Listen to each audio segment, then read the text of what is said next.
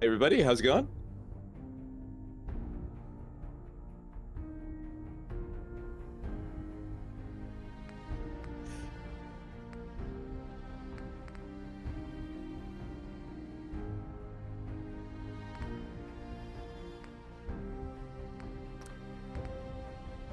All right, well, yeah, hopefully it'll even out.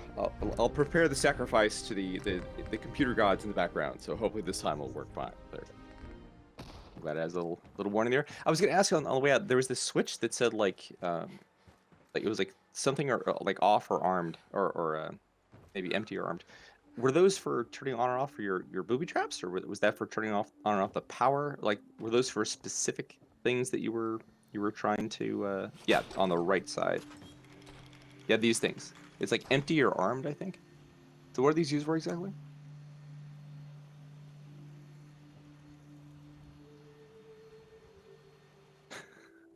Note to editor, please cut out that last self-deprecating comment. At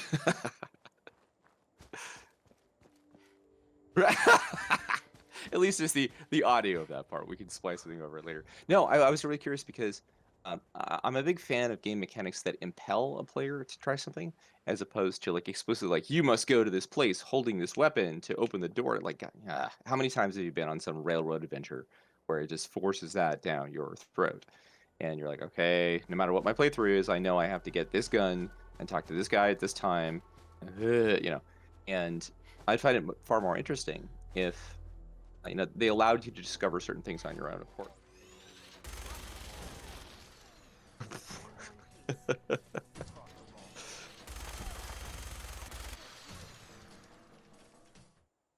Oh, jeez. Let me loot this hand.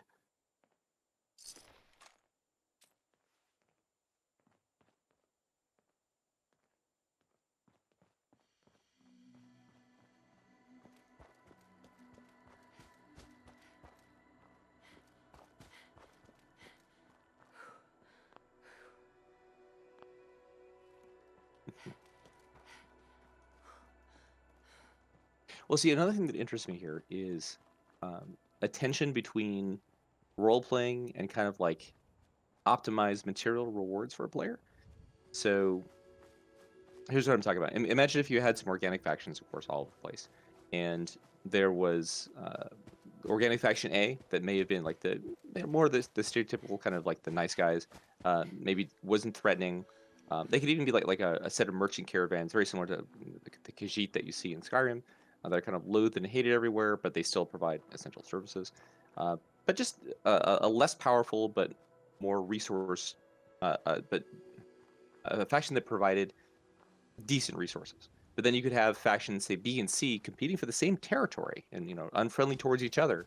But each one of those might be a much better resource provider, but also much more aggressive and much more gray or dark gray on the the role playing spectrum, where factions B and C were willing to kill random people or exert their power over others, or you could see them actually executing raids on settlements to kind of give them the base resources to manufacture their more sophisticated stuff. So there'd be a trade-off where, like, if you go with faction B or C, like, cool, you'd be able to get access to certain types of resources, maybe even unique items you could never get in the game otherwise, right? Maybe stuff that only they could make, only their group of scientists or researchers or whatever could make if they got strong enough. But then you'd be aligning yourself with this oppressive group that might cause a lot of problems in other respects, right? Maybe they're super hostile and take over areas and push other people out. Maybe they even eventually start demanding like a tax or like demanding your services. And if you don't help them out enough, maybe they're like, well, you're not our friend anymore anyway. Like there's a price you have to pay for like being in our good graces, kind of stuff. So maybe not the most friendly people. And then maybe if you hate their guts from the start, maybe you want to keep them alive, even though you're an enemy from moment one. Oh boy. Free hugs, no thank you. See, were those folks just lying there on the ground before this, or?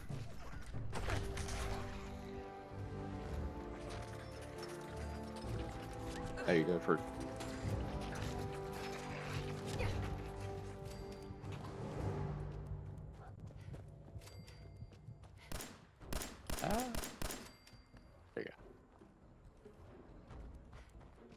I mean, if I had an organic faction in this exact scenario, then is there pickpocketing in this as well, or not really?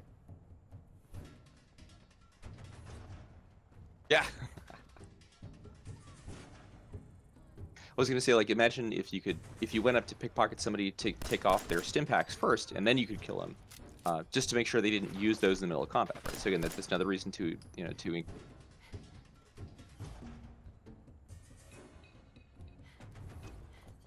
Oh yeah, I definitely have that going on with the organic faction stuff. Ooh, that's a pretty skyline from a distance. I'm sure as we get closer, it'll be just as haunting as we've seen before. Yeah, I was gonna ask, how often do you see different factions fighting each other for control of an area in this game? But yeah, the idea was that we were talking about different factions that fight, and yeah, I assume if they purposely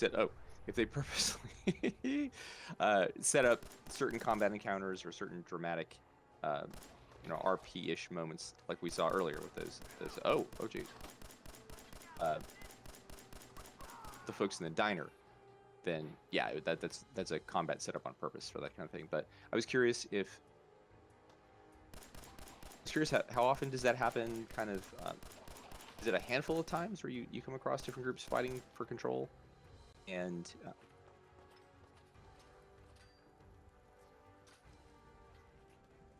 Skyrim, yeah, I mean Skyrim had this similar thing with heavy armor called like reflect blows, which just it does what it says. And when you're the player, I learned very quickly never give that to an enemy, because I would make these crazy, over the top, super hard hitting characters that would do 3 to 600 damage in a single hit, and then there was like a 10% chance that would get reflected back to my character and insta kill me if I were hitting somebody. And I was like, oh, that's just no.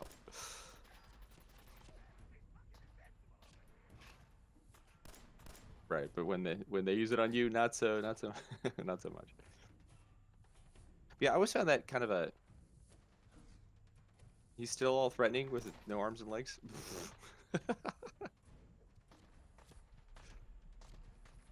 That's just the physics engine. Physics engine just going nuts. Yeah. Um, yeah, I'm not a big fan of mechanics when like it's great to have it, but then when it's used against you, it's no fun. Like there's so many things they have in games that are kind of poorly thought out like that. Oh, there you go. It's the same thing if it's just pure PvP, where certain people have an ability that's really aggravating, where it's super fun to use it, but it's zero fun on the receiving end. Well, that cracked me up too about all the Resident Evil games, all these survival horror games. You're like, you can't go through that door because you don't have a key. And you're like, dude, I have a fucking shotgun. Like, that is the universal key, okay? Thank you.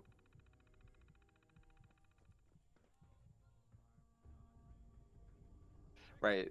It's like those doors in Skyrim that are like, this door requires a key. I'm like, they all require a key. Why is this lock so special that you could never... Oh, yeah, here they go. The spontaneous spawning, guys. That you could never, ever, ever pick this lock, right? What's so magical about this one? If they said it requires a magic key, that'd be awesome. But they don't say it. They don't say that. They just say it requires a key. Like, oh, that's dumb, guys. Come on. That is the all-time cop-out with fantasy stuff, right? That if you write yourself into a corner, they always say, oh, there's a magical blah, blah, blah, blah, blah, right?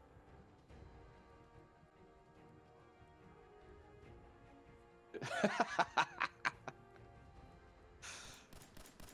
lot of the older games had switch mechanisms where you could open one door that was, that would lead you on ahead deeper in the level, but they just have some kind of like color coding or something where you've seen multiple doors of that color earlier, and if you hit the master switch that opens all the doors of that color, you're like, oh, are there things to loot behind me, or are there new enemies that have been released behind me now? So not only do I have stuff ahead of me, but I have to rethink the landscape of what I've been doing to get in here.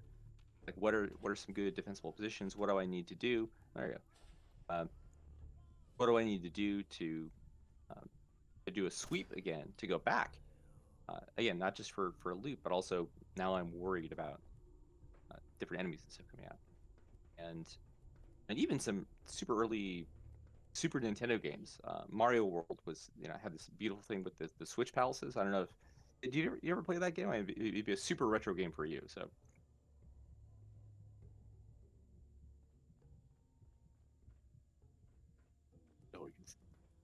Oh, did you ever play? Oh, you know, I open it from that side.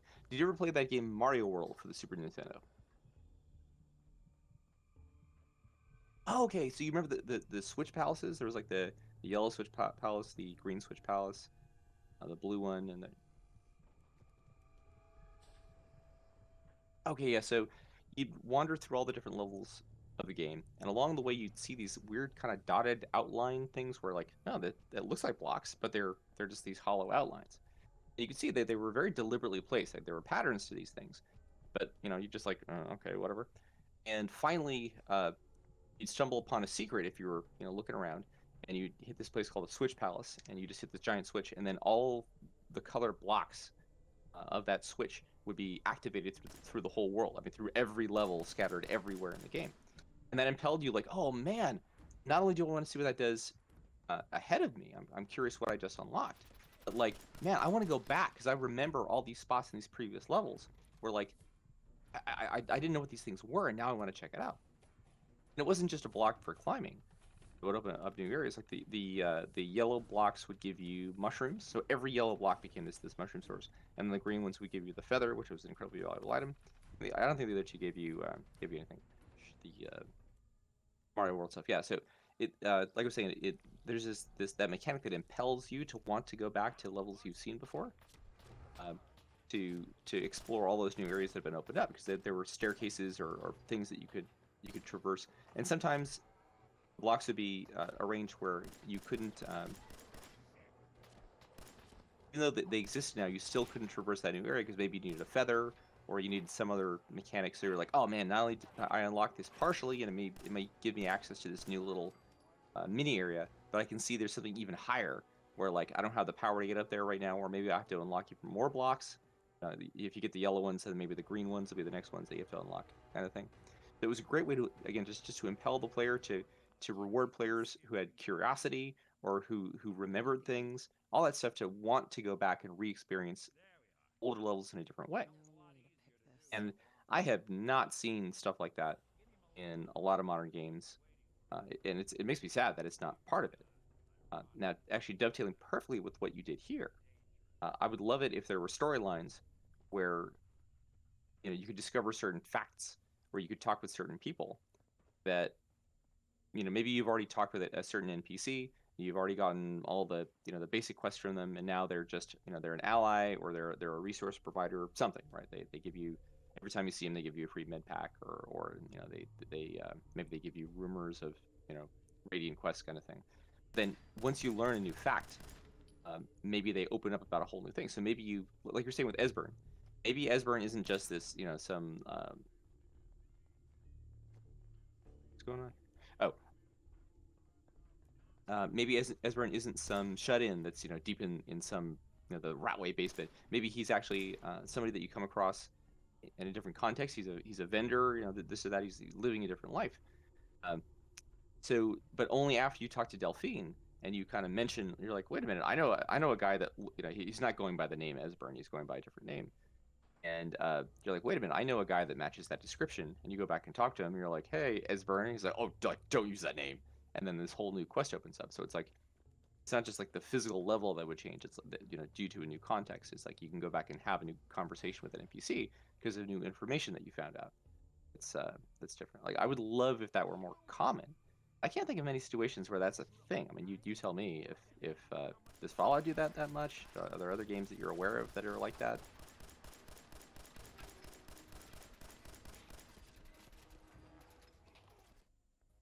And if there is any background noise, let me know. Our grounds people decided to do their leaf blower right outside my window just now. Damn it. Okay, I'm gonna click my mic off so it just cuts that out of the background. It'll save your editor some headaches. But when I respond, it might be mildly in the background. But here we go. Okay. Yes, unfortunately, a little spooner's been kicked in there. So all right, I'll be in and out. Thanks.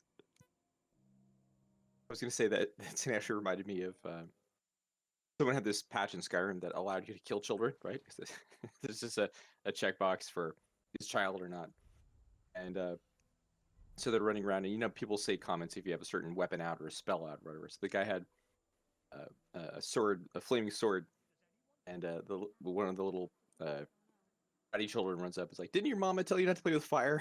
And the guy goes, didn't your mother tell you not to play with psychopaths? And it just murders the kid.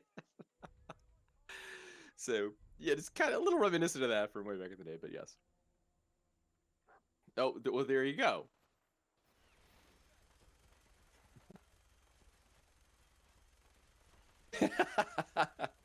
Your Honor, they started.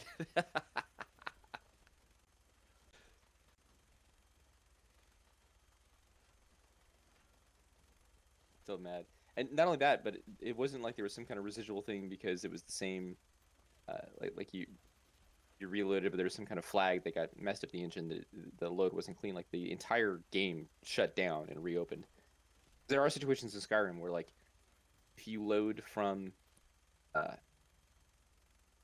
if you stay in the game and load from the same menu, or if you shut down the entire game and load it again, there are certain things that will cut off, like certain magic effects. If you do a cold load where you like shut the entire game down and open it up again, certain magical effects will actually end that won't end if you just stay in. Like if you just load and load and load this from a save game.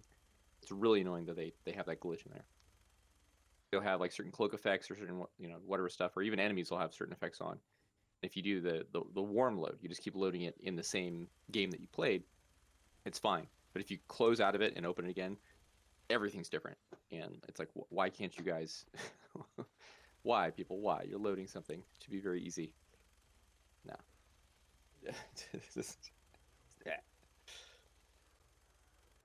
It was bad, man. Oh my God.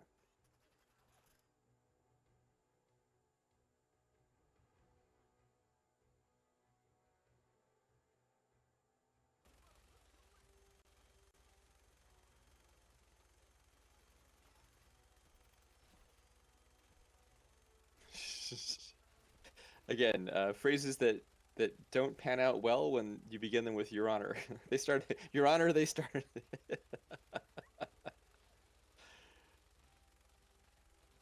Not enough blood.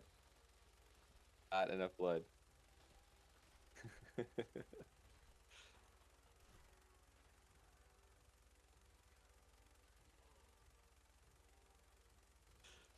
Oh yeah, so briefly back to the other thing. So yeah, the only other time that I've seen, there are two, but one of the two that I've seen enemies actually try to use the environment to their advantage is in that Deepwood Redoubt.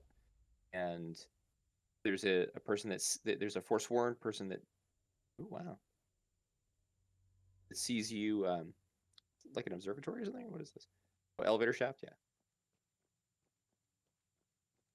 Oh, weird. Is it like not activating it?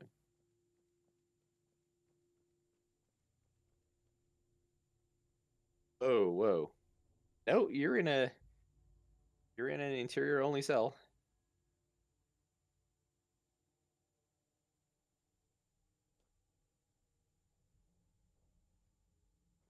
I guess the elevator isn't down right now. Or, whoa, yeah, that's very strange.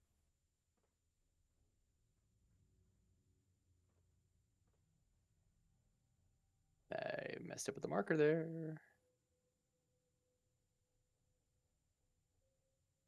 Right. But like the Deepwood Redoubt guy, like there's an area that has those swinging pendulum blades, and if they notice you, if you didn't stealth in, they'd see you and they'd turn it on. But then they forgot to make the person like hold their position, so the Forsworn would start the blades, and then their script finished, and then they go charge forward to kill you and get cut to pieces by the blades. It was like, guys, what are you even doing here, right? Like every time, which is just ridiculous. But that's like one of the only two times I've ever seen them. There you go. I've ever seen Bethesda try to have an actor use the environment to their advantage. Usually they just abandon whatever tactical position they have. They ignore whatever traps are there, whatever, run forward and die, and like that's about it.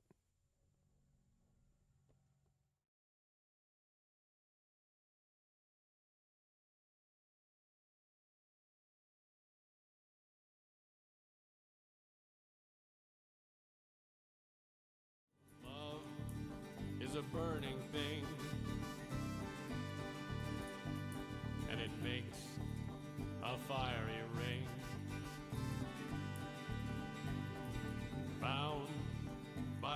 wild desire. I fell into a ring of fire.